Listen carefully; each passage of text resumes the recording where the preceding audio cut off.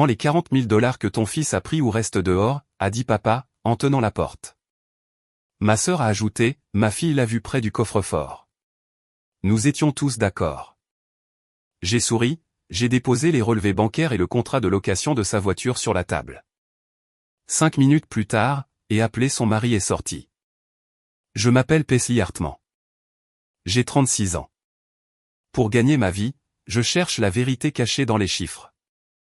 C'est un travail tranquille, qui exige de la patience et un œil pour déceler ce que les gens essaient de cacher. Mais le plus grand mensonge que j'ai jamais eu à démêler n'avait rien à voir avec le travail. Il venait de ma propre maison, de ma propre famille, et il a failli me coûter mon fils. Ce dimanche devait être un dimanche normal, le genre de journée qui sent le poulet rôti et l'herbe fraîchement coupée. Léo s'agitait sur le siège passager, m'expliquant la stratégie complexe pour un nouveau niveau de jeu vidéo. Je n'écoutais qu'à moitié les détails, mais j'étais pleinement présente, savourant ce moment simple et tranquille de dimanche avec mon fils. Nous étions en avance de 5 minutes, comme toujours. Être fiable était mon rôle. Ne poser aucun problème était mon but. J'ai garé ma berline raisonnable dans l'allée de mes parents, le contraste étant presque comique. Juste devant moi était garé le tout nouveau SUV de luxe de ma sœur Avery. Il était énorme et d'un blanc étincelant, véritable monument d'une vie vécue à crédit et sur l'assurance. Ma voiture était pratique, payée et invisible. La sienne hurlait pour attirer l'attention. C'était un résumé parfait de nos vies. Léo a pris le cheesecake que nous avions apporté, et nous avons remonté l'allée de pierre familière. J'entendais le murmure de la télévision à l'intérieur, un bruit réconfortant et normal. Tout semblait exactement comme il se devait. Puis la porte s'est ouverte et le monde a basculé. Mon père se tenait là, mais il n'a pas souri et n'a pas ouvert les bras pour m'embrasser. Son corps bloquait toute l'entrée, tel un mur humain érigé pour me garder dehors. Son visage, habituellement adouci par un sourire fatigué, était un masque de pierre méconnaissable. « Papa » ai-je demandé, le mot joyeux mourant sur mes lèvres. Il m'a coupé, d'une voix plate et froide. « Rends les 40 000 que ton fils a pris ou reste dehors. » Cette phrase n'était qu'une suite de sons que mon cerveau refusait d'assembler en quelque chose ayant du sens. 40 000, mon fils. J'ai regardé Léo, dont le visage offrait l'image d'une confusion totale. La boîte de cheesecake penchait dans ses mains, oubliée. De l'ombre derrière mon père, Avery est apparu, son visage jouant à la perfection la douleur, mais ses yeux étaient comme des éclats de glace, brillants de triomphe. Ma fille l'a vu près du coffre-fort, a-t-elle ajouté, sa voix dégoulinant de regrets hypocrites. Mon regard a glissé derrière eux, cherchant un allié, mais il n'y en avait aucun. Ma mère était assise, figée sur le canapé, les yeux rivés sur la télévision dans un acte d'abandon désespéré et délibéré. Mon beau-frère, Brad, se tenait près de la cheminée, les bras croisés dans une posture de jugement suffisant. Ce n'était pas un malentendu. C'était une embuscade. Ils avaient tenu leur procès, et nous venions d'arriver pour le prononcer de la peine. Le choc d'origine s'est dissipé, remplacé par un calme étrange et glacial. Je n'ai pas pleuré. Je n'ai pas crié. J'ai souri. C'était un sourire tranquille et serein, celui que j'affiche juste avant de démêler un réseau de mensonges. Ils avaient oublié ce que je faisais pour gagner ma vie. Ils avaient oublié que je trouve la vérité que les gens enterrent sous les chiffres. Et dans leur cruauté arrogante, ils venaient de me confier mon dossier suivant. Avant que je vous raconte comment tout a basculé, aimez la vidéo, abonnez-vous et laissez un commentaire pour me faire savoir d'où vous me regardez. Pour comprendre leur froideur, il faut comprendre l'atmosphère que l'on respirait dans cette maison. Dès le début, ma sœur Avery et moi avions été placés dans 2 pièces de théâtre différentes. Elle était la star d'une comédie romantique scintillante. J'étais un personnage d'arrière-plan dans un drame calme et sérieux. Nos parents étaient les producteurs, et ils n'investissaient jamais vraiment que dans un seul spectacle. Avery était née éblouissante. Bébé, elle avait de jolies boucles blondes et un rire qui faisait s'arrêter les passants dans la rue. Je suis né 2 ans plus tard, avec de simples cheveux bruns et un tempérament observateur et calme. Avery a appris à charmer. J'ai appris à observer. Pendant qu'elle collectionnait les sourires et les compliments, je cherchais à comprendre comment fonctionnaient les choses. Comment le mini-four faisait griller le pain juste comme il faut. Comment trier le linge pour que le blanc reste blanc. Comment préparer le café de mon père sans qu'on me le demande. Je pensais que se rendre utile était une forme d'amour. Je me trompais. Ce n'était qu'une forme d'emploi. Je me souviens de mon 8e anniversaire. Je voulais un kit scientifique bien précis, avec des bêchers et un microscope.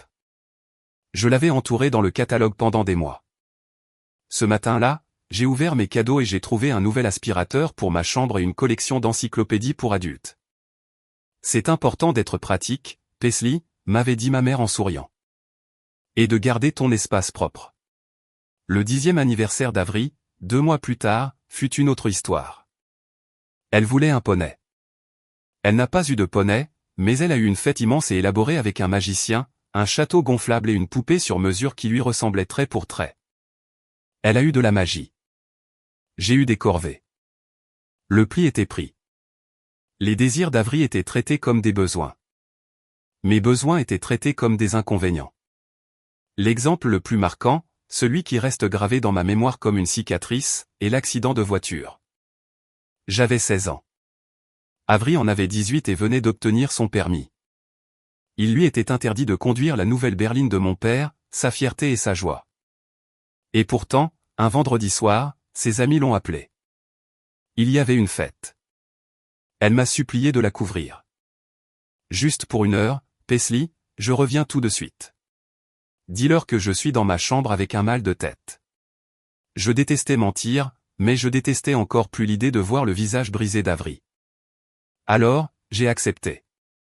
3 heures plus tard, elle a franchi la porte arrière en trébuchant, le visage couvert de larmes, sentant la bière bon marché. J'ai percuté quelque chose, a-t-elle chuchoté, tout son corps tremblant. Une boîte aux lettres. L'avant de la voiture de papa est bousillé. La panique m'a saisi. Pas pour la voiture, mais pour elle. Je voyais l'explosion qui se préparait. Alors, dans cette cuisine sombre, j'ai fait ce que j'ai toujours fait. J'ai réparé les choses. J'ai pris ses clés, je suis sorti et je me suis installé sur le siège conducteur de la voiture accidentée. Je l'ai avancé un peu plus dans l'allée. Puis je suis rentré et j'ai réveillé nos parents. Ma voix tremblait tandis que je racontais le mensonge que j'avais préparé. J'ai pris la voiture. Je suis tellement désolé. Je voulais juste m'entraîner à me garer et j'ai percuté la boîte aux lettres du voisin. Le visage de mon père était un masque de déception. C'était pire que s'il avait hurlé. Il m'a regardé, moi, la fille responsable, et sa confiance en moi s'est évaporée. J'ai été privé de sortie pendant 2 mois. J'ai dû trouver un travail après les cours pour payer les dégâts. Je passais chaque week-end à nettoyer la maison de fond en comble. Tout au long de cette épreuve, Avery a joué la carte de la compassion. Elle m'apportait de la limonade pendant que je récurais les sols, en murmurant « Je me sens tellement mal pour toi, Pi. Tu es la meilleure sœur du monde. » Jamais elle n'a proposé de tout avouer. Le mensonge est devenu la vérité, et je suis devenu la fille indigne de confiance. Elle s'en est sortie sans la moindre conséquence, et j'ai appris une dure leçon. Dans notre famille, la vérité avait moins d'importance que le confort d'Avery. Cette dynamique nous a suivis à l'âge adulte. J'ai choisi une carrière pratique. Je suis devenu jury comptable parce que j'aimais l'ordre et la logique. Les chiffres ne mentent pas. J'ai financé moi-même mes études universitaires publiques, cumulant 2 emplois pour éviter de m'endetter. Avery est allé dans une université privée, avec une spécialisation en communication. Mes parents ont tout payé. Ses frais de scolarité, ses cotisations de sororité, ses voyages au Mexique pour le spring break. Elle a besoin de cette expérience, disait mon père. C'est une question de réseau. Quand j'ai obtenu mon diplôme, j'ai eu droit à une poignée de main ferme et à un « bien joué, nous savions que tu y arriverais ». Quand Avery a obtenu le sien, elle a eu droit à une voiture. Même après mon mariage puis mon divorce, même après avoir eu Léo, mon rôle est resté le même. J'étais la consultante bénévole et le fonds d'urgence de la famille. Mon père, qui gérait une petite entreprise de bâtiment, m'appelait en panique à chaque saison des impôts. « Paisley, je ne comprends rien à ces reçus. Est-ce que tu peux jeter un coup d'œil ?» Jeter un coup d'œil signifiait passer 40 heures de mon temps libre à démêler une année de comptabilité chaotique, à tout organiser dans des registres parfaits, lui faisant ainsi économiser des milliers de dollars. Ma récompense était une pizza et de l'entendre dire à tout le monde lors du dîner du dimanche, « Paisley est une pro avec les chiffres. » Une chance d'ailleurs. sa sœur, elle, a le sens du contact. Ce n'était jamais présenté comme un service que je rendais. C'était présenté comme une fonction que je remplissais, telle une calculatrice. Avery et son mari Brad étaient un désastre financier. Brad était un commercial payé à la commission qui était toujours à une affaire de faire fortune. Avery dépensait de l'argent comme s'il s'agissait d'un sport olympique. Les appels larmoyants étaient réguliers. Paisley, l'hypothèque est due et le chèque de Brad est en retard. Est-ce que tu peux nous dépanner un peu? Je ne veux pas inquiéter maman et papa. Et je le faisais. Je transférais l'argent, me disant que c'était pour protéger mes parents du stress, mais au fond de moi, je savais que c'était pour maintenir la paix fragile de la famille. Je soutenais l'illusion que tout allait bien, que Avery, l'enfant chéri, était une adulte accomplie. Mon compte d'épargne fondait, mais le portrait de famille parfait restait intact. Me tenir sur ce pas de porte, les entendre accuser mon fils, c'était comme voir défiler le film de toute ma vie en un instant. Chaque sacrifice que j'avais fait, chaque mensonge que j'avais absorbé, chaque fois que j'avais fait passer leur confort avant mon propre bien-être, tout cela n'avait servi à rien. Cela ne m'avait pas valu leur amour ni leur confiance. Cela leur avait seulement appris que j'étais une ressource à utiliser puis à jeter. Mon silence avait été ma plus grande erreur. Je les avais laissés me définir comme le fantôme discret, capable et éternellement indulgent dans l'engrenage familial. J'étais tellement occupé à régler leurs problèmes que je ne m'étais jamais arrêté pour me demander s'il valait la peine d'être réglé. Ils n'avaient pas seulement accusé mon fils de vol. Ils avaient, en cet instant précis, dévalorisé mon existence tout entière. Ils avaient regardé mes 36 années de loyauté et avaient décidé qu'un mensonge commode valait plus que cela. Ils pensaient me connaître. Ils pensaient que j'étais celle qui répare. Ils allaient découvrir que quelqu'un qui répare sait exactement comment les choses sont assemblées, ce qui signifie qu'elle sait aussi exactement comment les démonter. Les 10 minutes de trajet pour rentrer chez moi depuis la maison de mes parents ont semblé être une traversée du désert. Le silence dans la voiture était palpable, lourd, tranchant et étouffant. Je serrais le volant si fort que mes articulations étaient blanches, les yeux fixés sur la route, mais ne voyant rien. Mon esprit était une tempête chaotique de leurs visages. La déception de marbre de mon père, le triomphe froid d'Avery, l'aveuglement délibéré de ma mère. Mais le pire, c'était la présence à mes côtés, Léo. Il était si silencieux, si immobile qu'il aurait tout aussi bien pu être un fantôme. Il fixait simplement la vitre passager, son reflet formant une silhouette pâle et floue contre les maisons qui défilaient. Le cheesecake que nous avions apporté en offrande de paix était posé sur le siège arrière, son odeur douce et crémeuse évoquant désormais la maladie et la tromperie.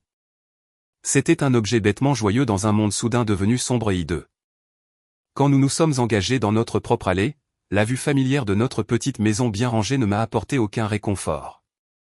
Elle ressemblait à un décor de théâtre, une fausse toile de fond pour une vie qui venait de voler en éclats. J'ai coupé le moteur, et le silence qui a suivi s'est révélé encore plus assourdissant qu'avant. Pendant une minute entière, nous sommes restés assis là, suspendus dans cette affreuse transition. Finalement, j'ai détaché ma ceinture et je me suis tourné vers lui. Léo, ai-je commencé, mais ma voix s'est brisée. Je me suis raclé la gorge et j'ai réessayé. Rentrons à l'intérieur. Il a hoché la tête, sans me regarder, et est lentement sorti de la voiture. Je l'ai suivi, laissant le cheesecake fondre sur le siège arrière. Je ne pouvais plus le voir. À l'intérieur, la maison était calme. Léo a déposé ses clés dans la petite coupelle près de la porte, une habitude que je lui avais apprise. Il était toujours si soigneux, si méthodique. Il a enlevé ses chaussures et les a alignées proprement contre le mur. Ces petits gestes de son quotidien d'ordinaire si ordonnés étaient presque insupportables à regarder. Il s'efforçait tant de faire semblant que tout allait bien. Il est entraîné dans le salon et s'est tenu au milieu du tapis, l'air perdu. Ses épaules étaient voûtées et il semblait s'être recroquevillé. Il n'était que membre dégingandé et maladresse d'adolescent. Mais à ce moment-là, il paraissait aussi petit et vulnérable que lorsqu'il avait 5 ans. « Maman » a-t-il dit d'une voix si basse que je l'ai à peine entendu. Il s'est finalement tourné vers moi, et ses yeux étaient grands ouverts d'une confusion si profonde qu'elle ressemblait à une blessure physique. « Pourquoi grand-père a-t-il dit ça? Pourquoi penserait-il que je le volerais? » Mon cœur s'est brisé. Comment expliquer une vie de dynamique familiale toxique à un enfant de 13 ans? Comment dire à votre enfant que les personnes censées l'aimer inconditionnellement viennent de le sacrifier pour protéger un mensonge? Je me suis approché de lui et j'ai posé mes mains sur ses épaules. Je me suis agenouillé pour être à sa hauteur, tout comme je le faisais lorsqu'il était petit et qu'il faisait un cauchemar. Écoute-moi, Léo, ai-je dit, d'une voix basse et déterminée. Cela n'a rien à voir avec toi. Tu m'entends? Rien. Tu n'as rien fait de mal. Tu es quelqu'un de bien, tu es honnête et je suis tellement fier de toi. Une larme a perlé de son œil et a coulé sur sa joue. Il l'a rapidement essuyée, embarrassé. Mais c'est grand-père, a-t-il chuchoté. Et Tata Avri, elle a dit. Maya m'a vu. Tata Avriman, ai-je dit, rendant ma voix aussi ferme et sûre qu'un bloc de granit. Et grand-père choisit de croire son mensonge. C'est leur échec, pas le tien. C'est une maladie dans notre famille, un problème d'adulte qui existe depuis très longtemps. Ils avaient besoin de quelqu'un sur qui rejeter la faute pour une bêtise d'Avri. Et ils t'ont choisi parce qu'ils pensaient que ce serait facile. Ils pensaient que nous ne nous battrions pas, je voyais qu'il essayait de comprendre. Le monde simple, en noir et blanc, d'un enfant se heurtait à la laideur grise de la lâcheté des adultes. Ils me croyaient, mais ils ne comprenaient pas le pourquoi. Est-ce qu'ils vont appeler la police, a-t-il demandé, la voix tremblante à l'évocation de la menace de mon père. Nous pouvons régler ça publiquement. La fureur froide que j'avais ressentie devant la porte est revenue, brûlante et protectrice. Non, ai-je dit avec une certitude que je ne ressentais pas tout à fait. Ils ne le feront pas, car nous allons régler cela. Pas en cédant, mais en disant la vérité, la vraie vérité. Il a simplement hoché la tête, toute combativité semblant le quitter. D'accord, a-t-il marmonné. Il s'est retourné et a descendu le couloir pour rejoindre sa chambre, fermant doucement la porte derrière lui. Je suis resté là, dans le salon vide, écoutant le léger clic du loquet. Mon fils, mon garçon doux et brillant, était dans sa chambre à essayer de comprendre comment sa propre famille pouvait penser qu'il était un voleur. Mon fils, dont la chambre était le reflet de sa personnalité. C'était un paysage ordonné de créativité. Sur son bureau, une vieille radio était soigneusement démontée, ses pièces triées dans de petits compartiments, un projet sur lequel il travaillait pour voir s'il pouvait la rendre compatible Bluetooth. Sa bibliothèque n'était pas remplie de bandes dessinées, mais de livres sur le codage et la robotique. Il ne cassait pas les choses, il les réparait. L'injustice flagrante de tout cela a fini par briser ma maîtrise. Un sanglot s'est échappé de ma gorge, un son déchirant et affreux. Je me suis appuyé contre le mur, mes jambes trop faibles pour me porter, et j'ai glissé jusqu'au sol. J'ai enfoui mon visage dans mes mains et j'ai pleuré. J'ai pleuré pour mon fils et pour cette part de son innocence qu'on lui avait volée aujourd'hui. J'ai pleuré pour la petite fille qui n'était jamais assez bien. J'ai pleuré pour la femme qui avait passé toute sa vie à nettoyer les dégâts des autres, pour finalement voir ces derniers lui jeter le pire d'entre tous à ses pieds. Les larmes ont duré environ 5 minutes. Quand elles se sont arrêtées, quelque chose d'autre s'était installé. La douleur était toujours là, une douleur sourde et lancinante dans ma poitrine, mais la fureur s'était refroidie et durcie pour devenir autre chose. C'était de la détermination. C'était de la clarté. Je me suis relevé. Je suis allé dans la cuisine, j'ai récupéré le cheesecake dans la voiture et j'ai jeté la boîte entière dans la poubelle extérieure avec un bruit sourd et satisfaisant. Je ne laisserai pas leur poison entrer dans ma maison. Ce foyer, celui que j'avais construit pour mon fils et moi, était un sanctuaire. C'était un lieu de vérité et de sécurité, et je serais prête à détruire le monde entier pour qu'il le reste. Il s'en était pris à mon fils. Ils pensaient qu'il était le maillon faible. Ils avaient oublié qu'une mère qui protège son enfant est la force la plus dangereuse sur Terre. Mon père voulait régler cela comme une affaire de famille. Très bien, c'est ce que je ferai. J'allais pratiquer une autopsie financière complète de leurs secrets et je présenterai mes conclusions. L'audit commençait ce soir-là. Une fois Léo endormi, je me suis installé à la table de ma salle à manger, la maison sombre et silencieuse autour de moi. La seule lumière était la lueur bleue et froide de l'écran de mon ordinateur portable. Mon esprit continuait de rejouer les mots de mon père, le sourire narquois d'Avri, les yeux fuyants de ma mère. Mais un autre souvenir s'est frayé un chemin à travers le vacarme. Un souvenir datant d'il y a 3 mois, qui s'apparentait aujourd'hui moins à une conversation qu'à des aveux. J'étais à mon bureau, plongé dans une affaire complexe de fraude pour un client d'entreprise. C'était un dossier complexe, plein de sociétés écrans et de comptes offshore. Je retraçais une série de paiements fictifs. Mon écran était rempli de feuilles de calcul et de registres bancaires. J'étais dans ma bulle, cet état de concentration profonde où les chiffres commencent à raconter une histoire. C'est alors que mon téléphone portable personnel a vibré, me ramenant à la surface. C'était Avery. J'ai failli la laisser tomber sur la messagerie vocale. J'avais une date limite, mais un sentiment familier de culpabilité et de devoir m'a poussé à répondre. Paisley. Oh, merci mon Dieu, tu as décroché, a-t-elle dit. Sa voix était déjà lourde d'une panique fabriquée de toutes pièces. J'entendais ses faux pleurs, ce son saccadé et haletant qu'elle avait perfectionné enfant pour se sortir d'affaire. Je me suis adossé à mon fauteuil, déjà fatigué. Qu'est-ce qui ne va pas, Avery, ai-je demandé, d'un ton monocorde. C'est juste que tout va mal, a-t-elle pleurniché. Le plus gros client de Brad vient de repousser son paiement, donc sa commission va être en retard. Genre un mois de retard, et les taxes foncières sur la maison sont du vendredi. Nous aurons une énorme pénalité si nous sommes en retard. Je ne sais pas quoi faire. Je me suis pincé l'arête du nez, fermant les yeux. C'était toujours une crise, toujours une urgence qui nécessitait des liquidités immédiates. Tu en as parlé à papa, ai-je demandé, connaissant déjà la réponse. J'ai essayé, a-t-elle dit, le ton montant sous le coup de la frustration. Il m'a fait tout un discours sur le budget et le fait de vivre selon nos moyens. Il est tellement têtu. Il ne comprend tout simplement pas la pression que nous subissons. Je comprenais parfaitement. Mon père n'était pas têtu. Il se montrait temporairement responsable. Mais Avery n'acceptait jamais un non. Elle trouvait simplement un autre chemin pour obtenir un oui. Et ce chemin passait toujours par moi. Il t'écoutera, Paisley, a-t-elle plaidé, sa voix passant de la panique à la flatterie. Tu es la personne logique. Tu peux lui expliquer d'une manière qui a du sens. Présente cela comme un prêt commercial. Il te respecte. Il comprendra si cela vient de toi. Il respecte mes compétences, ai-je pensé, pas moi. Il y a une différence. Mais le vieux réflexe s'est déclenché. Être celle qui répare. Maintenir la paix. Empêcher le drame familial d'éclater. Une grosse dispute entre Avery et papa assombrirait nos dîners du dimanche pendant un mois. Il était plus simple de s'en charger. D'accord, ai-je soupiré, le mot ayant un goût de défaite. Je vais l'appeler. Oh, merci. Merci, a-t-elle lancé, les larmes miraculeusement disparues. Tu me sauves littéralement la vie. Je te revaudrai ça. Elle ne me revaudrait rien.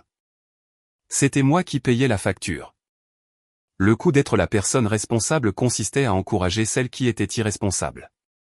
J'ai raccroché, après avoir pris une grande inspiration, j'ai composé le numéro de mon père. Je l'ai mis sur haut-parleur pour pouvoir continuer à travailler sur mes feuilles de calcul. Salut, papa, ai-je commencé, d'une voix calme et professionnelle. Je viens de parler avec Avery. Je pense qu'il y a un petit problème de calendrier dans la trésorerie avec la commission de Brad. Rien de grave, juste un manque à gagner temporaire. Ils doivent couvrir les taxes foncières pour éviter une pénalité. J'ai utilisé le jargon de mon métier, un langage qu'il respectait. Un problème de trésorerie sonnait tellement mieux que « ma sœur dépense plus d'argent que son mari n'en gagne ». Cette fille et son mari, a-t-il grommelé à l'autre bout du fil. C'est toujours quelque chose. Je lui ai dit qu'elle devait mettre de l'argent de côté pour les coups durs. Je sais, ai-je dit calmement.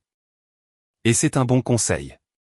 Vois cela comme un prêt à court terme sans intérêt pour combler le manque. C'est une sage décision financière pour s'épargner la pénalité de l'État. Il y a eu un long silence. J'ai entendu le grincement de sa chaise de bureau. Puis j'ai entendu un son que je connaissais aussi bien que les battements de mon propre cœur. Le lourd gémissement métallique de son vieux coffre-fort que l'on ouvrait. C'était un coffre encastré dans le sol, caché sous un tapis dans son placard. C'était sa forteresse, sa banque personnelle, son symbole de pouvoir patriarcal. Il adorait raconter comment il l'avait fait installer, comment il était en acier renforcé, comment lui seul en connaissait la combinaison. Mais ce n'était pas une forteresse.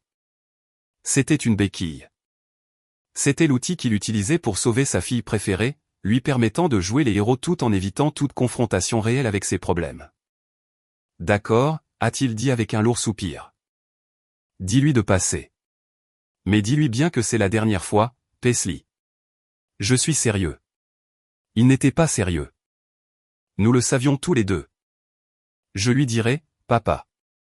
Merci, ai-je dit, et nous avons raccroché. Maintenant, assise dans ma salle à manger sombre, ce souvenir me paraissait toxique. C'était la clé. Avery avait eu besoin d'une somme importante. On la lui avait refusée, du moins au début. Puis, elle m'avait utilisé pour avoir accès au coffre-fort. Combien lui avait-il donné? Avait-il seulement compté? Par instinct, j'ai ouvert mon navigateur web. J'ai tapé la marque et le modèle du nouveau SUV d'Avery. Le site web du constructeur s'est chargé. J'ai cliqué sur les options. Le toit ouvrant panoramique, le système audio haut de gamme, l'intérieur en cuir. Je connaissais ma sœur. Elle aurait pris toutes les options. J'ai configuré la voiture en ligne, l'associant à celle que j'avais vue dans l'allée. Quand je suis arrivé à la dernière page, un chiffre brillait sur l'écran. Le prix de détail suggéré par le fabricant. C'était un peu plus de 70 000 $. Mon souffle s'est coupé dans ma gorge. Même avec une reprise et un financement, l'apport initial aurait été énorme. 10, peut-être 15 000 $ au minimum. Où aurait-elle trouvé une telle somme en liquide? Et puis j'ai pensé à l'accusation. 40 000 $. Ce n'était pas un chiffre au hasard. C'était un montant précis et important. C'était le genre de somme qui couvrirait un acompte conséquent et permettrait de rembourser quelques cartes de crédit à taux d'intérêt élevés en même temps. C'était le genre de somme qui pouvait vous offrir une toute nouvelle vie, ou du moins l'apparence d'une nouvelle vie. Les pièces ne se mettaient plus simplement en place. Elles s'emboîtaient avec une série de clics sonores et accablants. Il ne s'agissait pas d'un égarement momentané. C'était un plan. Avery était dans un gouffre financier profond. Elle avait besoin d'une rentrée massive d'argent. Elle avait manipulé notre père pour l'obtenir. Et quand on s'était aperçu que l'argent manquait, elle avait eu besoin d'un bouc émissaire. Un bouc émissaire simple, crédible. Qu'y a-t-il de plus crédible qu'un adolescent tranquille, connu pour être maladroit et un peu solitaire, se trouvant près d'un endroit où il n'aurait pas dû être? C'était parfait. C'était cruel. Et j'en étais désormais presque certaine, c'était exactement ce qui s'était passé. Mes mains tremblaient, mais pas de peur. C'était de rage. Ils avaient utilisé ma gentillesse, mon désir de paix, mon amour pour eux comme un instrument de leur propre tromperie. Ils avaient compté sur le fait que je serais celle qui répare. Mais celle qui répare venait de se transformer en enquêtrice, et je ne m'arrêterais pas avant d'avoir mis au jour le moindre centime de leurs mensonges. Sur ce pas de porte, le monde a semblé ralentir. Chaque détail est devenu net et douloureusement clair. La peinture écaillée sur le cadre de la porte que j'avais prévu de réparer au printemps dernier. La faible odeur sucrée du poulet rôti à l'intérieur, un repas que nous ne mangerions jamais. La façon dont la main de mon père était appuyée contre le bois, ne se contentant pas de bloquer l'entrée, mais nous repoussant. C'était un acte d'exclusion conscient, aussi solide et réel qu'un mur. Tandis qu'il répétait l'accusation, ces mots résonnant dans l'espace qui nous séparait, j'ai étudié les visages de mon jury. La mâchoire de mon père était serrée dans une ligne obstinée que je ne connaissais que trop bien.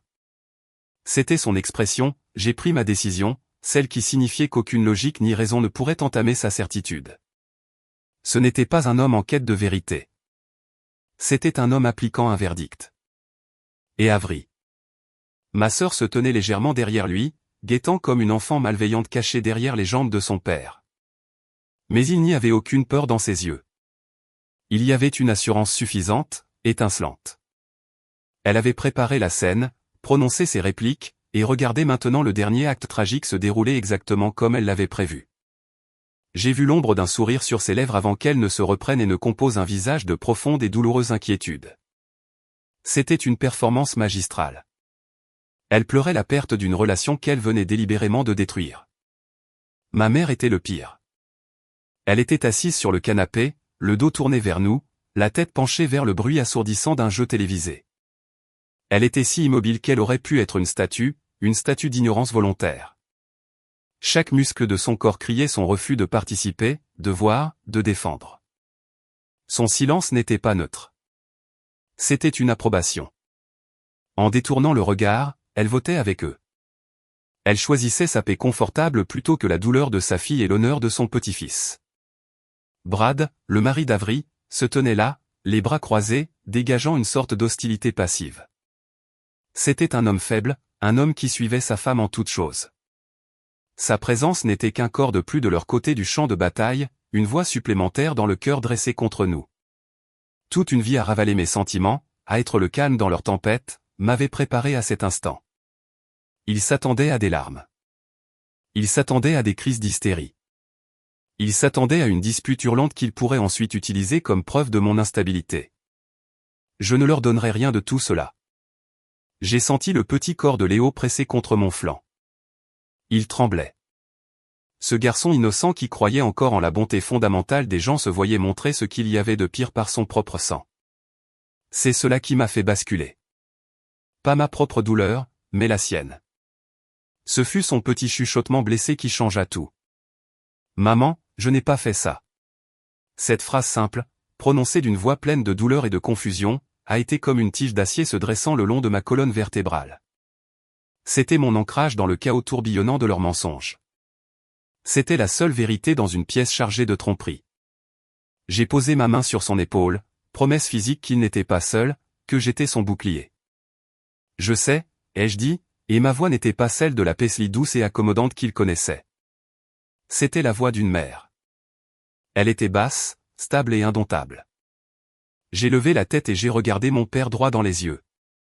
J'ai soutenu son regard, refusant d'être la première à détourner les yeux. Toutes ces années à chercher son approbation, à espérer qu'il me verrait enfin, qu'il me verrait vraiment, se sont évanouies. Je n'avais plus besoin de son approbation. Je n'avais plus besoin de rien venant de lui. Écoutez-moi très attentivement, ai-je dit. Mon ton était exempt de supplication ou de colère. C'était un constat, la déclaration d'une nouvelle réalité. C'est le moment où vous décidez. Si vous croyez vraiment mon fils, votre petit-fils, capable de cela. Si vous choisissez son mensonge à elle plutôt que sa vérité à lui, alors nous ne remettrons plus jamais les pieds dans cette maison. Il n'y aura pas de retour en arrière possible. C'est la fin du chemin, j'avais tout exposé. Je l'avais mis face à un choix. Pendant une brève et douloureuse seconde, j'ai vu un doute passer dans ses yeux, l'ombre du père qu'il était autrefois, celui qui m'avait appris le bien et le mal. Il m'a regardé. Puis son regard s'est déplacé vers Avery, qui le fixait désormais, les yeux grands ouverts dans une exigence silencieuse. Protège-moi. Choisis-moi. Et c'est ce qu'il a fait. Il la choisissait toujours. Le doute a disparu, remplacé par cette fierté obstinée si familière. Il était le patriarche. Il avait pris une décision, et on ne le remettrait pas en question. Alors reste dehors, a-t-il dit. Les mots étaient calmes, mais ils ont frappé avec la force d'un coup physique. Il n'a pas hurlé. Il n'a pas claqué la porte. Il est simplement resté sur ses positions, son corps formant une barrière vivante entre sa famille et la fille qu'il reniait. Le caractère définitif de la situation était absolu. Il n'y avait pas de négociation possible. Aucune possibilité d'appel. J'ai serré l'épaule de Léo. Viens, mon chéri, ai-je dit doucement. Je leur ai tourné le dos. J'ai tourné le dos à la maison où j'avais grandi, à la famille qui venait de me trahir de la manière la plus profonde qui soit. Je n'ai pas dit au revoir. Je n'ai pas jeté un dernier regard de colère ou de chagrin. Le faire aurait été leur donner encore un peu de moi-même, et je n'avais plus rien à donner. Tandis que Léo et moi descendions ce chemin de pierre familier, chaque pas semblait lourd, solennel. C'était une marche funèbre pour la famille que je pensais avoir. Je sentais leurs yeux dans mon dos, mais je ne me suis pas retourné. Regarder en arrière est réservé à ceux qui pensent qu'il reste quelque chose à voir. Pour moi, il n'y avait que l'avenir et mon fils marchant à mes côtés. Nous sommes montés en voiture et j'ai fermé la portière, le bruit coupant le monde que nous venions de laisser derrière nous. En démarrant le moteur, une pensée froide et limpide s'est installée dans mon esprit, aussi nette et précise qu'une ligne sur un bilan comptable. Les gens qui vivent dans le déni, qui construisent leur foyer sur des fondations de mensonges, ne voient jamais la menace réelle. Il surveille toujours la porte d'entrée, s'attendant à une confrontation bruyante et colérique. Il ne remarque jamais quand la vérité monte dans sa propre voiture, s'en va tranquillement et commence à monter un dossier qui fera s'effondrer toute cette structure pourrie. Le combat n'était pas terminé. Il venait de commencer. Ce soir-là, ma maison s'est transformée. La table de la salle à manger, habituellement réservée aux devoirs de Léo et à nos repas partagés, est devenue mon quartier général. La maison était totalement silencieuse, à l'exception du doux ronronnement du réfrigérateur et du cliquetis rythmé de mon clavier. Léo dormait, en sécurité dans sa chambre, mais l'image de son visage blessé restait gravée dans mon esprit. C'était mon carburant. La douleur était un puits profond et froid en moi, mais je ne pouvais pas me permettre d'y sombrer. Pas encore. L'émotion était une faiblesse. Les faits étaient des munitions. Je n'étais plus Paisley Hartman, la fille, la sœur. J'étais Paisley Hartman, la jury comptable, la personne que les entreprises engagent lorsqu'elles soupçonnent un employé de confiance de les vider de leur substance. Ma méthode était toujours la même. Je me détache. Je suis l'argent. Les chiffres n'ont pas d'arrière-pensée. Ils n'ont pas d'enfant préféré. Ils se contentent d'exister. J'ai commencé avec ce que je savais. Une somme manquante de $40 000, un SUV de luxe flambant neuf, une sœur avec un long passé de détresse financière. C'était une piste claire et évidente, mais il me fallait plus qu'un fort soupçon.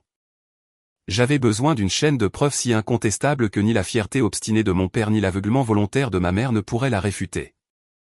Ma première étape a consisté à établir le profil financier d'Avery et de Brad pour les 6 derniers mois. Ce fut plus facile que cela n'aurait dû l'être. Il y a des années, lors d'une crise inventée de toutes pièces, Avril m'avait donné les identifiants de leur compte bancaire joint. « Est-ce que tu peux juste y jeter un œil, Pi » avait-elle pleuré. « Je ne comprends rien à tout ça et Brad va être tellement en colère. » Je l'avais aidé à l'époque. Bien sûr, j'avais équilibré leur compte et configuré des alertes pour eux. Elle n'avait jamais changé le mot de passe. Elle était arrogante. Elle supposait que je n'aurais jamais de raison de regarder à nouveau sans sa permission. Elle supposait que je serais toujours dans son camp. Je me suis connecté. Mon souffle s'est bloqué à l'affichage de la page de synthèse. Le solde de leur compte courant était de $214,37. Ils étaient perpétuellement au bord de la ruine financière. J'ai navigué vers l'historique des transactions, mes doigts volant sur le clavier.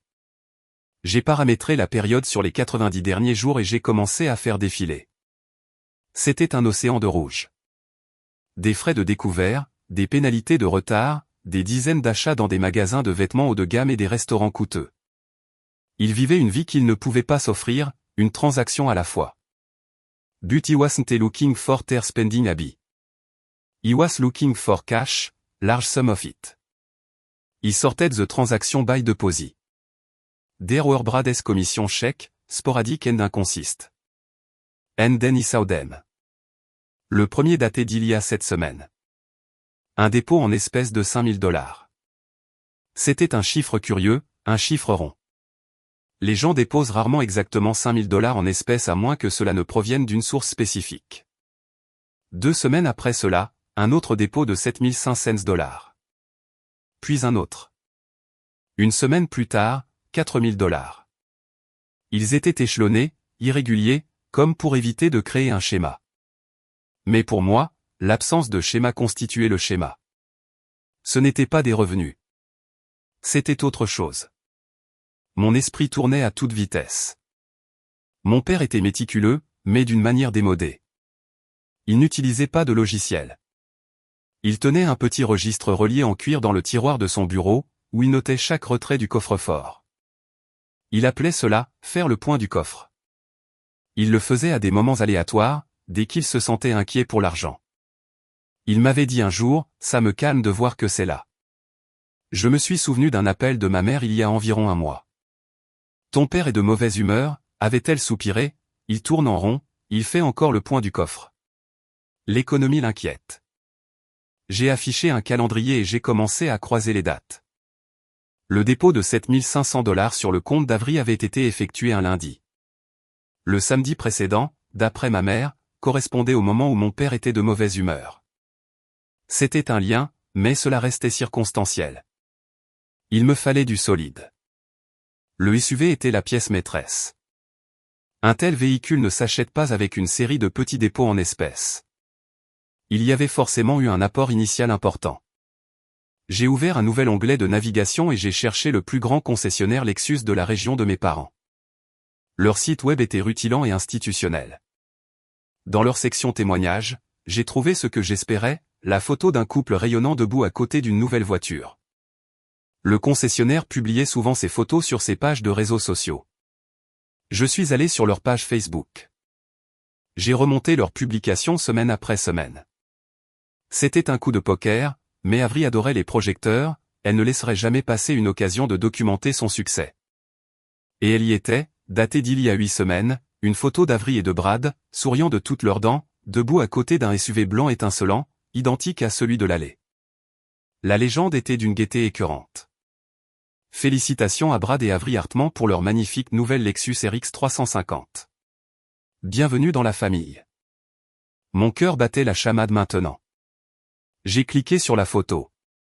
En arrière-plan, à travers la grande vitre du concessionnaire, un panneau était visible.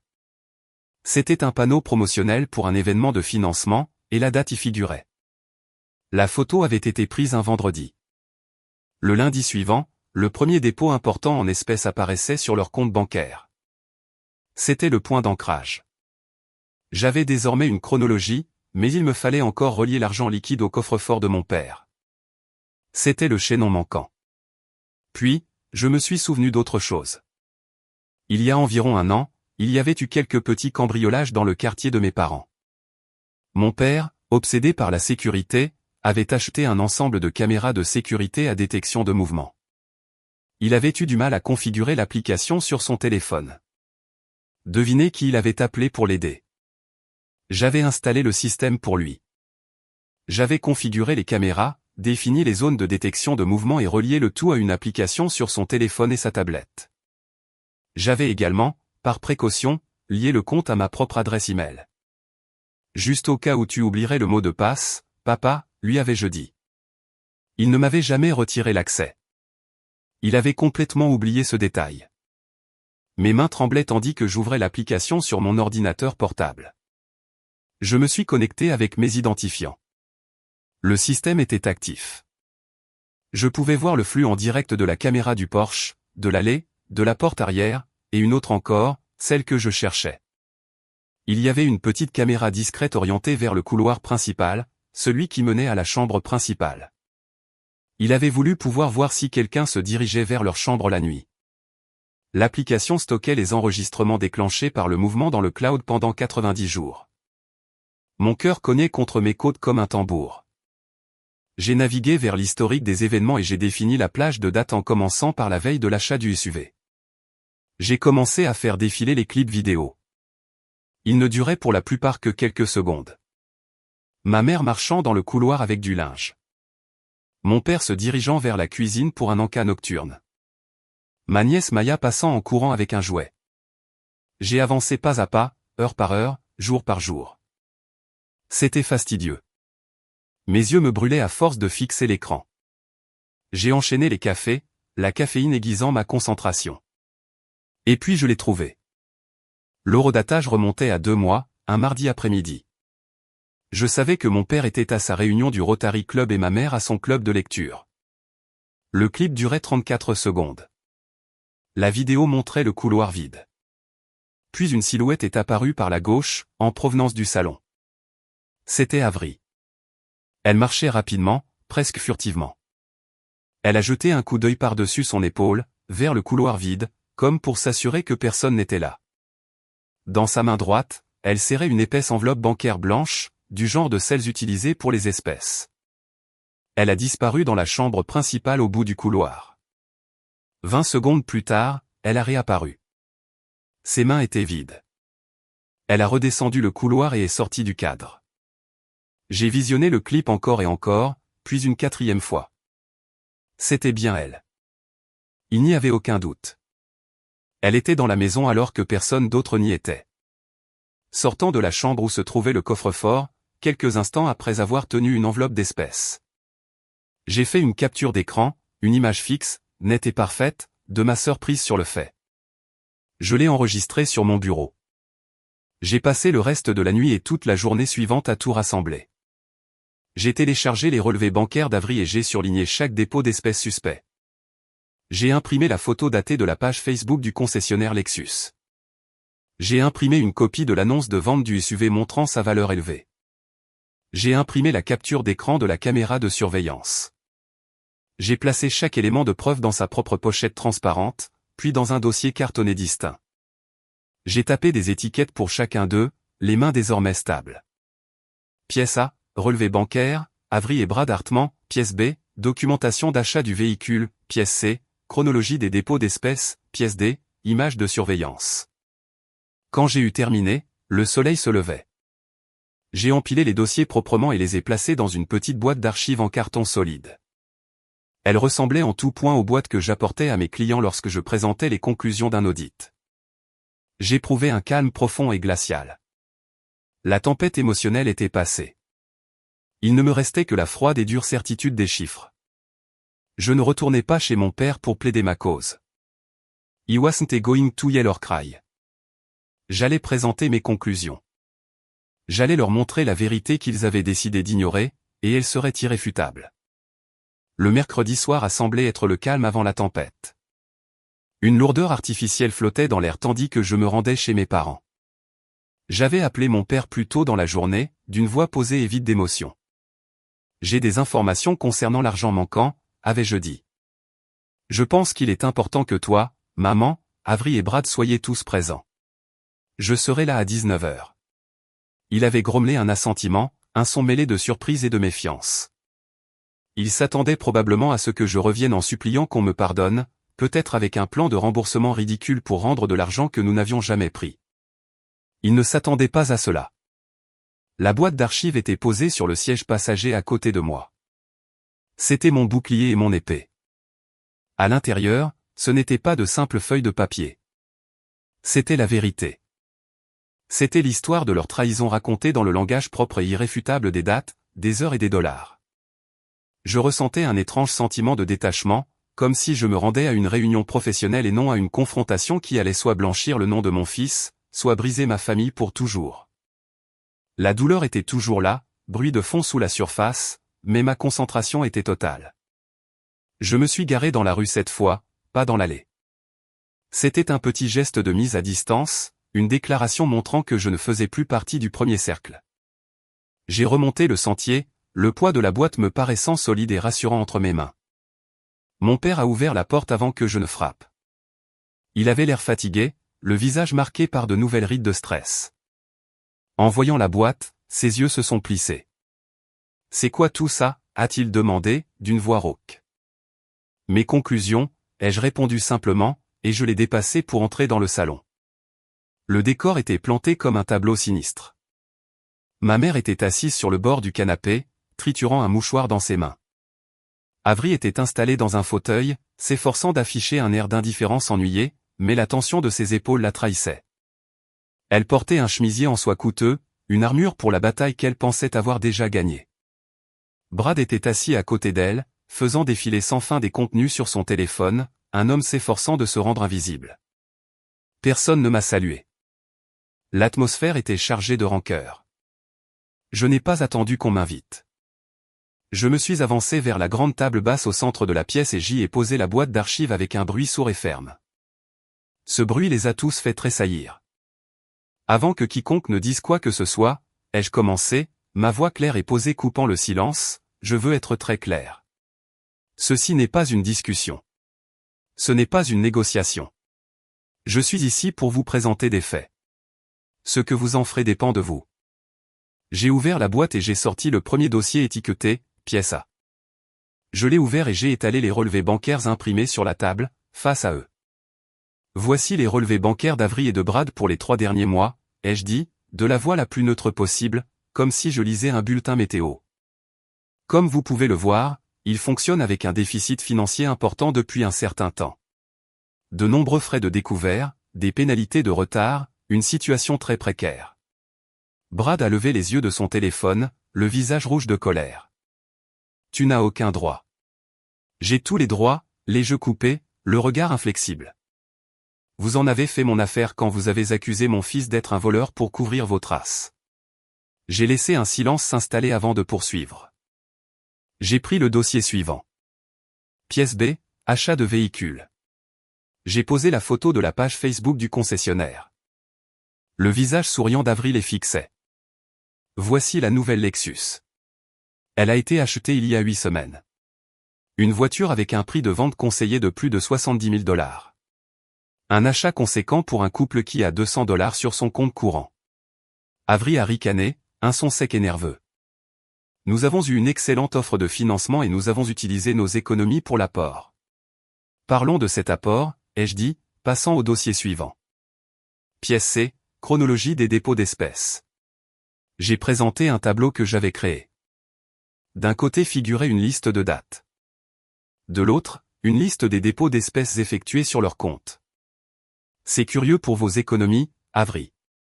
Elles sont apparues sur votre compte bancaire sous forme de gros dépôts d'espèces impossibles à tracer, à commencer dès le premier jour ouvrable suivant l'achat de cette voiture. 5 000 $ par-ci, 7 500 $ par-là. Le total s'élève à un peu plus de 40 000 $. Mon père s'est penché en avant, plissant les yeux sur les papiers. Je voyais les premiers doutes s'installer dans son esprit. C'était un homme qui comprenait les chiffres, même s'il choisissait de les ignorer. D'où vient cet argent liquide, a chuchoté ma mère, regardant Avril pour la première fois. L'assurance d'Avril commençait à se fissurer. C'était une prime en espèces pour un contrat que Brad a décroché au travail, a-t-elle dit, la voix un peu trop aiguë. Tout était parfaitement légal. Je ne l'ai même pas regardé. J'ai simplement plongé la main dans la boîte pour en sortir mon dernier dossier, la main parfaitement stable.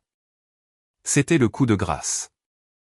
Et enfin, ai-je dit, ma voix baissant légèrement. Pièce D, j'ai sorti l'impression haute résolution en format 20x25 de la capture d'écran de la caméra de sécurité. Je l'ai placée au centre même de la table, par-dessus tout le reste. L'image était d'une clarté parfaite. Avril dans le couloir, regardant par-dessus son épaule. L'enveloppe bancaire blanche serrée dans sa main. L'horodatage dans le coin, 14h14 un mardi, alors qu'elle savait que personne ne serait à la maison. La pièce est tombée dans un silence profond et abyssal. Le seul bruit était le tic-tac de l'horloge comptoise dans le couloir, chaque pulsation marquant une seconde de l'effondrement du monde d'Avril. Ma mère a laissé échapper un petit hoquet étouffé. Elle a porté son mouchoir à sa bouche, les yeux écarquillés d'horreur. Mon père fixait la photo, son visage prenant une teinte grisâtre et malade. Il l'a ramassée d'une main tremblante, l'approchant de son visage comme s'il ne pouvait croire ce qu'il voyait. C'était son propre couloir, sa propre fille, son propre système de sécurité qui trahissait le secret qu'il ne savait même pas qu'il gardait. Avril fixait la photo, le visage blême. Toute sa suffisance, toute sa confiance s'était envolée, laissant place au visage terrifié et coupable d'une menteuse prise au piège. Sa lèvre a commencé à trembler, mais la réaction la plus révélatrice est venue de Brad. Il a regardé la photo, puis l'expression défaite de sa femme. Il a laissé échapper un long soupir las, un son d'abandon total. Il s'est levé, glissant son téléphone dans sa poche. « Je t'avais dit que ça te retomberait dessus, Avril, a-t-il marmonné, sans regarder personne. Je t'avais dit que c'était une idée stupide, complètement stupide. » Et sur ces mots, il s'est retourné et est sorti de la pièce. Nous avons entendu la porte d'entrée s'ouvrir et se refermer derrière lui. Il l'avait abandonné. À la fin, son protecteur n'avait sauvé que lui-même, laissant Avril seul face aux ruines qu'elle avait provoquées. L'éclat de l'enfant chéri s'était définitivement et irrévocablement éteint. Dans le silence assourdissant qui a suivi le départ de Brad, mon père s'est lentement rassis dans son fauteuil. Il n'a pas semblé s'asseoir, il a semblé se vider de sa substance. L'homme fier et obstiné qui m'avait barré l'entrée quelques jours plus tôt n'était plus là, remplacé par un vieil homme frêle et diminué qui paraissait totalement perdu. Il tenait la photographie dans sa main, la fixant non pas avec colère, mais avec une sorte d'incrédulité vide et blessée. L'architecture de son monde, celui où Avril était parfaite et où tout était sous son contrôle, s'était effondrée en un instant. Ma mère a commencé à pleurer. Ce n'étaient pas des pleurs bruyants ou dramatiques. C'était un flot continu et silencieux de larmes, le genre de larmes qui viennent d'une blessure profonde et irréparable. Elle se balançait légèrement d'avant en arrière, le regard fixé sur Avril. « Avril, ma chérie » dis-moi que ce n'est pas vrai, a-t-elle chuchoté, la voix brisée. Dis-moi qu'il y a une erreur. Dis à Paisley qu'elle s'est trompée. C'était un dernier appel désespéré pour que le mensonge tienne, pour que la réalité confortable se réaffirme. Mais les preuves étaient too overwhelming. Les chiffres étaient trop froids, la photographie trop nette. Avery a fini par craquer, son visage s'est décomposé, et elle a laissé échapper un sanglot brut et désespéré. J'ai paniqué, a-t-elle pleuré, les mots sortant dans un élan précipité. Brad allait me quitter. Nous allions perdre la maison. Les factures s'accumulaient partout. Je ne savais pas quoi faire d'autre. J'allais rembourser. Je jure que j'allais tout rembourser. Elle abattait sa dernière carte, le statut de victime. Elle essayait de présenter son vol comme un acte de désespoir, une erreur commise sous pression. C'était l'histoire qu'elle s'était racontée, celle qu'elle s'attendait à ce que nous acceptions tous. L'ancienne Paisley aurait ressenti un élan de sympathie, aurait commencé à chercher des moyens de réparer, d'aplanir les choses. Mais l'ancienne Paisley n'existait plus. J'ai regardé ma sœur, le visage figé dans un calme glacial. Non, ai-je dit, et ce seul mot a coupé ses jérémiades comme une lame. Elle s'est arrêtée, la bouche entr'ouverte, surprise par mon ton. Tu ne vas pas faire ça, ai-je poursuivi, d'une voix basse et dangereusement calme. Tu ne vas pas ramener cela à tes factures ou à ton mariage. Nous pourrons parler des 40 000 $ que tu as volés à nos parents plus tard. C'est entre toi et eux. Mais ce que tu as fait à mon fils, c'est entre toi et moi. Tu n'as pas seulement paniqué, Avery. Tu as fait un choix. Tu as planifié. Tu as vu un problème, et tu as décidé que la solution était d'accuser un enfant de 13 ans. Tu as décidé de détruire ton neveu pour te sauver. Aucune forme de panique ne peut rendre cela acceptable. Mes mots sont restés suspendus dans l'air, durs et impitoyables. J'avais tracé une ligne rouge, séparant ces délits financiers de ces fautes morales. La seconde, celle commise contre mon fils, était celle qui ne pourrait jamais être pardonnée. Mon père a bougé, me regardant puis regardant Avery. Il a tenté de reprendre son rôle de patriarche, de réparateur de toutes choses. Paisley, s'il te plaît, a-t-il commencé, la voix faible. Elle a fait une terrible erreur. Une horrible erreur. Mais nous sommes une famille. Nous pouvons surmonter cela. Nous devons juste oublier ça et avancer. C'était son mode de fonctionnement par défaut. Effacer le problème. Faire semblant que rien ne s'était passé. Rétablir la paix à tout prix. Pendant 36 ans, cela avait fonctionné. Non, ai-je répété, en me tournant cette fois directement vers lui. La tristesse que je ressentais pour cet homme brisé dans son fauteuil était balayée par le souvenir de sa silhouette sur le pas de la porte, le visage de marbre. Nous n'allons pas oublier. Et tu devais comprendre une chose, papa. Ce n'est pas une famille. Plus maintenant. Une famille n'accuse pas des enfants pour protéger des voleurs. Une famille ne sacrifie pas l'innocent pour rassurer le coupable. Je ne sais pas ce que c'est, mais ce n'est pas une famille, et j'ai fini de faire semblant. La fermeté de ma voix a semblé le réduire au silence. Il n'avait pas de réponse. Ces vieux outils, le déni, le pardon décrété d'office, étaient inutiles désormais. Je me suis retourné vers la table basse et j'ai commencé à rassembler mes papiers. J'ai glissé les relevés bancaires, la chronologie et la photographie dans leur dossier avec des gestes précis et délibérés. Je débarrassais la table, je débarrassais ma vie. J'ai empilé les dossiers proprement et les ai remis dans la boîte d'archives. J'ai fermé le couvercle. L'audit était terminé. Quand vous serez prêt à présenter vos excuses à Léo, ai-je dit, en les regardant tour à tour, ma mère éplorée, mon père brisé, ma sœur déshonorée, vous le ferez directement, pas par mon intermédiaire, et sans excuse. Vous regarderez mon fils dans les yeux et vous lui direz que vous avez eu tort et qu'il est innocent. Il mérite au moins cela. D'ici là, il n'y a plus rien à dire. J'ai pris la boîte. Je me suis dirigé vers la porte d'entrée sans regarder en arrière.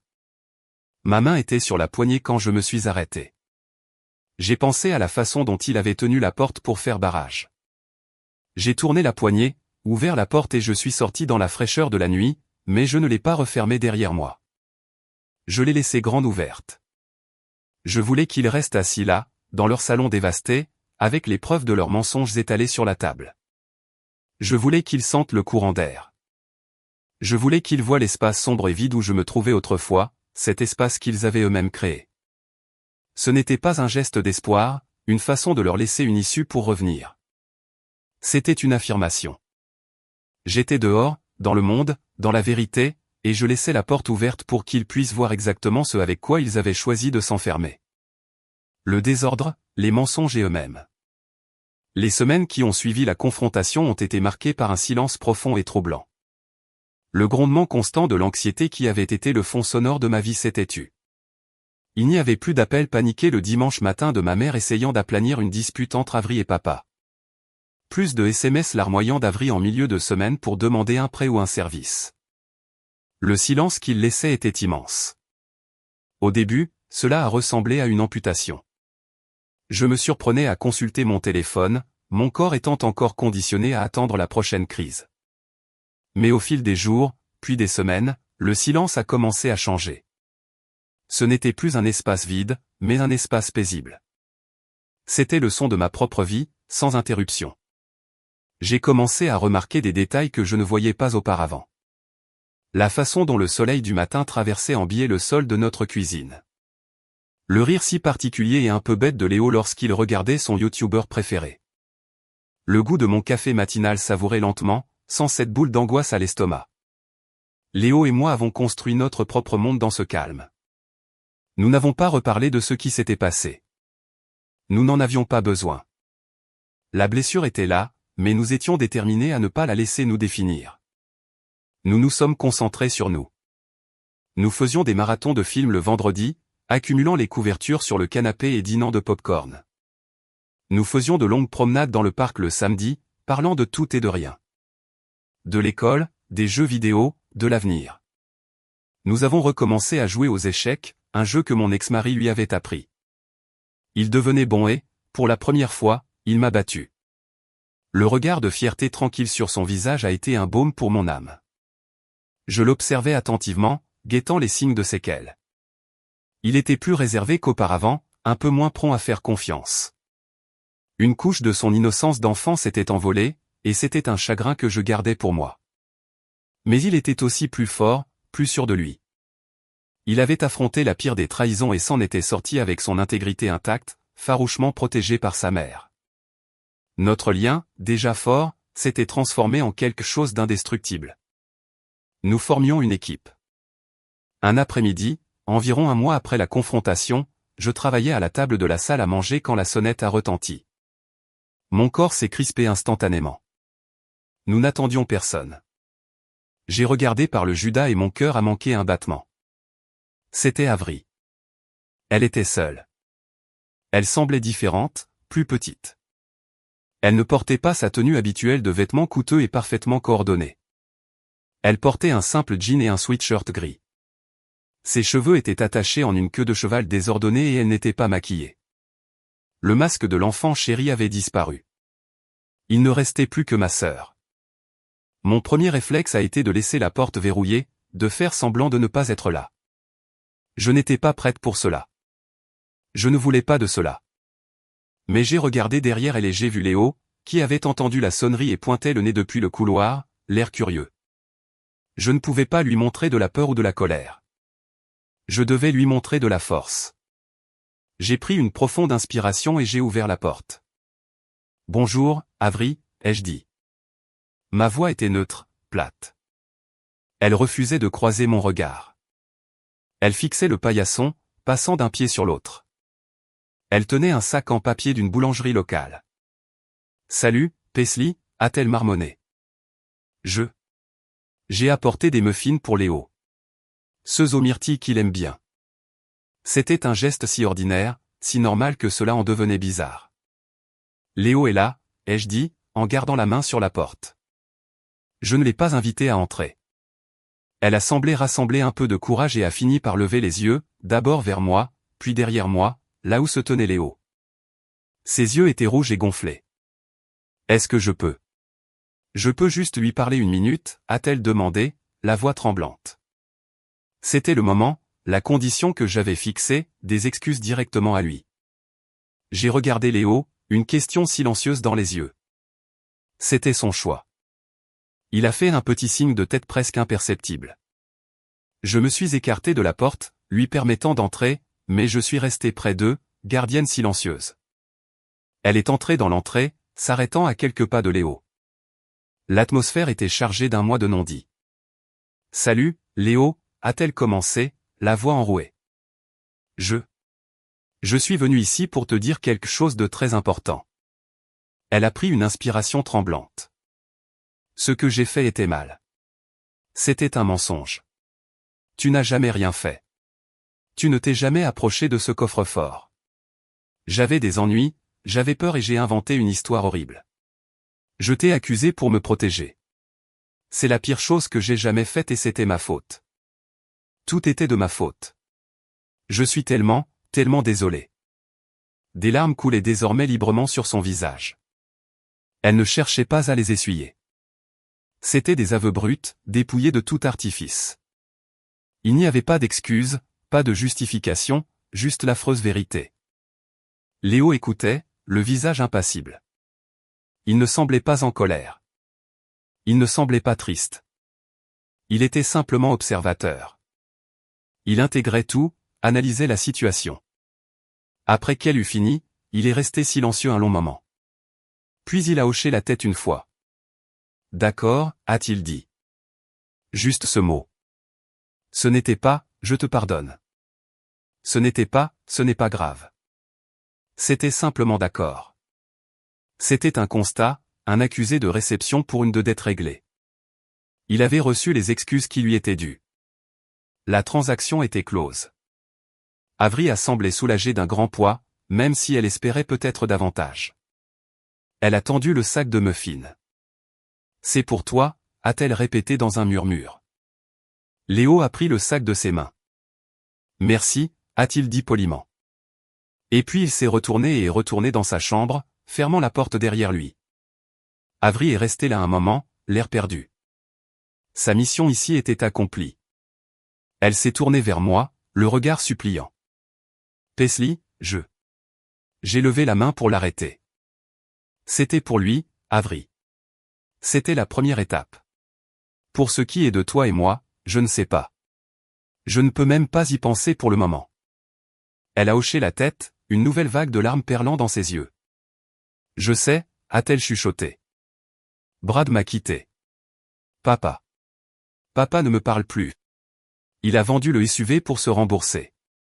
Tout est un désastre. » J'ai ressenti un lointain et faible écho de mon ancienne compassion, mais il était enfoui sous trop de cicatrices. « Ça a l'air difficile » ai-je dit. Et ces mots étaient honnêtes, mais ils ne constituaient pas une invitation. C'était un constat formulé depuis l'autre côté d'un immense canyon qu'elle avait elle-même creusé entre nous. Elle a semblé comprendre. Elle a hoché la tête à nouveau, a essuyé ses larmes du revers de la main et s'est tournée pour partir. « D'accord » a-t-elle dit. « Je comprends. » Je l'ai regardé descendre le sentier et monter dans une vieille berline cabossée que je ne connaissais pas. Tandis qu'elle s'éloignait, j'ai fermé la porte, et cette fois, je l'ai verrouillée. Ce n'était pas le pardon. Ce n'était pas une réconciliation, mais c'était quelque chose. C'était la vérité, enfin exprimée à haute voix. Et en m'appuyant contre la porte, j'ai réalisé que ma paix ne dépendait plus de leurs actions. Qu'ils s'excusent ou non, qu'ils réparent leur vie ou non, c'était leur histoire. Mon histoire était ici, dans cette maison tranquille avec mon fils, et cela suffisait. Des mois plus tard, mon téléphone a sonné, affichant un numéro que je n'avais pas vu depuis longtemps. C'était mon père. J'ai hésité, puis j'ai répondu, gardant une voix calme et neutre. « Allô, Paisley » a-t-il grommelé. Il n'y avait aucune excuse dans son ton. Il n'y en aurait jamais. Il n'était pas fait pour cela. Ta mère voulait que je t'appelle. Nous avons établi une nouvelle règle. Nous avons installé une feuille d'émargement pour le coffre-fort. Si quelqu'un y prend quelque chose, il doit le noter. Le montant, la date, tout. Je n'ai pu m'empêcher de laisser échapper un rire court et sec. Ce n'était pas un rire d'amusement, mais d'ironie. Il avait traité une défaillance morale catastrophique comme une erreur de comptabilité. Il avait trouvé une solution technique pour un problème de l'âme. C'est bien, ai-je répondu simplement. Traite la confiance comme une transaction. De cette façon, tu finiras par comprendre ce qu'elle coûte. Il est resté silencieux un instant, la ligne grésillant. Puis il a soupiré, un son lourd de rancœur. Tu te crois meilleur que nous maintenant, n'est-ce pas? La question se voulait une accusation, une dernière tentative de me ramener dans la vieille dynamique de culpabilité et de honte, mais elle n'avait plus aucun pouvoir sur moi. Non, ai-je dit, et ma voix était douce, mais les mots étaient d'acier. J'ai juste arrêté de vous laisser être pire avec moi. J'ai raccroché avant qu'il ne puisse répondre. Je n'ai pas jeté le téléphone. J'ai juste mis fin à l'appel. J'ai expiré, un long et lent soupir qui m'a semblé emporter le dernier vestige de l'ancien monde hors de mes poumons. Je me suis retourné et j'ai vu Léo qui se tenait dans l'encadrement de la porte de la cuisine, un regard interrogateur sur le visage. Prêt pour le petit déjeuner, ai-je demandé, un vrai sourire se dessinant sur mon visage. Il m'a rendu mon sourire, les ombres des mois passés ayant enfin disparu de ses yeux. Seulement s'il y a des pancakes. Tandis que nous étions dans la cuisine à mélanger la pâte et à rire d'une bêtise, le poids des années s'est enfin véritablement envolé. J'ai réalisé que la vengeance n'avait jamais été mon but. Je n'avais jamais voulu les détruire. Je voulais simplement qu'ils arrêtent de me détruire. La vérité était tout ce que j'avais toujours voulu. Et la vérité n'avait pas brûlé tous les ponts. Elle m'avait simplement montré lesquels on pouvait franchir en toute sécurité. Elle m'avait appris que parfois, la chose la plus puissante à faire n'est pas de se battre pour rentrer, mais de trouver la force de verrouiller les portes qui vous faisaient du mal, et de construire un nouveau foyer dans l'espace calme et paisible que vous vous êtes créé.